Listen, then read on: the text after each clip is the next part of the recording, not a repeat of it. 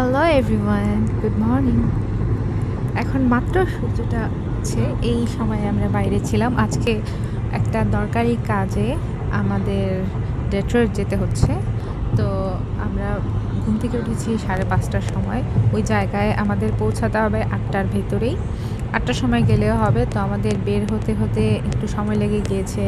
আমি যদিও আগে উঠেছিলাম, তারপরেও শেষ মুহূর্তে ঋষিকে রেডি করাতে ওকে একটু খাইয়ে নিয়েছি। তো এই জন্য আমাদের বের হতে হতে 6:40 বেজে গিয়েছে। আর এই যে ভিডিওটা করছি তখন 7:10 বা 12 বাজে। তখন আস্তে আস্তে সূর্যটা উঠছে।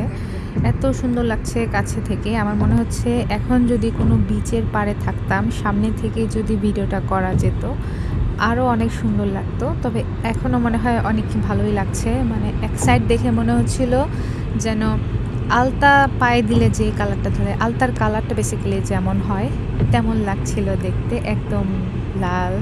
তারপর কতক্ষণ পরে একটু অরেঞ্জ কালার হয়ে গিয়েছিল, পরে আস্তে আস্তে সূর্যটা উঠেছিল, অনেক সুন্দর লাগছিল। শেষ মুহূর্তের ওঠাটা ভিডিও করতে পারিনি, সামনে দিয়ে অনেকগুলো ট্রাক যাচ্ছিল, এই জন্য পুরোটা করা যায়নি। কিন্তু প্রথমটুকুই মনে হয় সব থেকে সুন্দর লাগে।